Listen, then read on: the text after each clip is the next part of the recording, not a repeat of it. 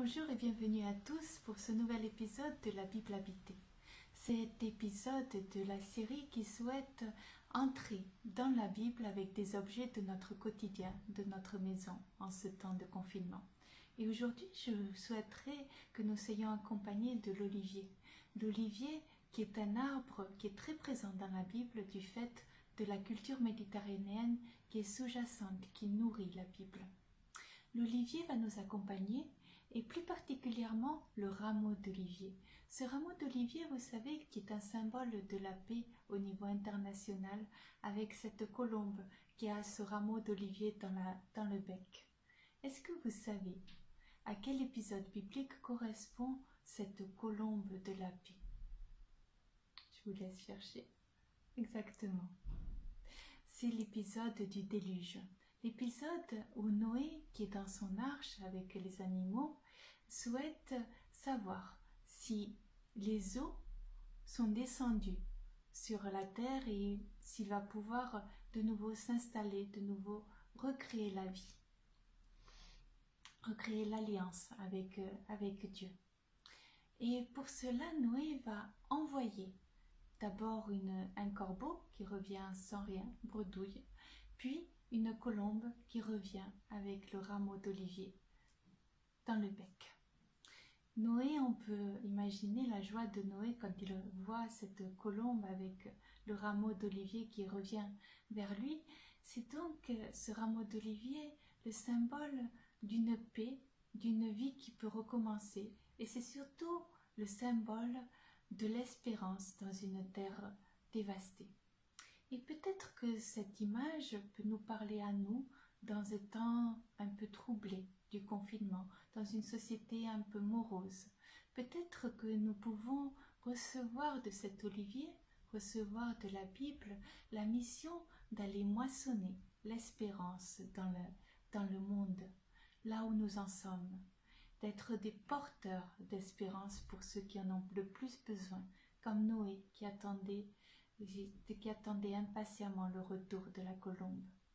Nous pouvons être ces porteurs d'espérance dans le monde, ces porteurs de la lumière du Christ, mais sans toutefois renoncer à cette mission que nous avons également, qui est la mission de dénoncer là où ça ne va pas, là où ça ne marche pas, pour pouvoir ouvrir non seulement des chemins d'espérance, mais aussi des chemins de justice. Et peut-être que l'épisode de Jonas, et j'y pense car Jonas dans la Bible veut dire colombe, peut nous y aider. En effet, Jonas est envoyé comme prophète à Ninive pour pouvoir dénoncer la mode de vie des habitants de Ninive qui était très injuste.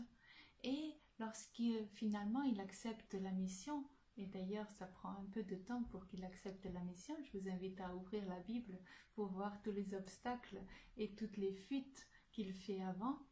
Lorsqu'il accepte sa mission et qu'il prêche le repentir, qu'il prêche la conversion, qu'il prêche le changement de vie, eh bien, miraculeusement, tous les habitants de Ninive se convertissent, changent de vie.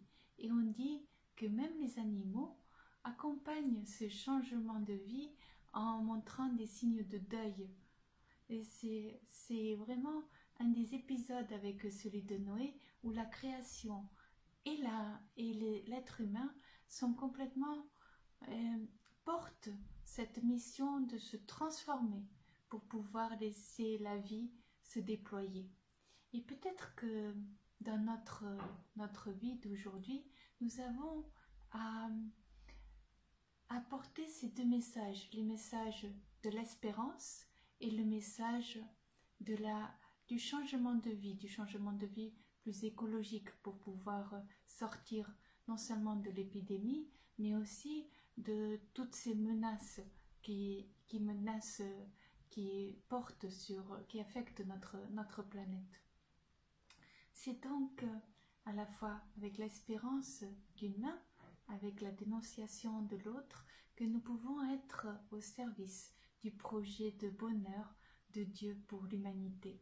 Et ces deux messages, l'espérance et la dénonciation, sont finalement des messages complémentaires, des messages qui nous permettent d'avancer pour plus de justice, plus de joie et pour plus de bonheur.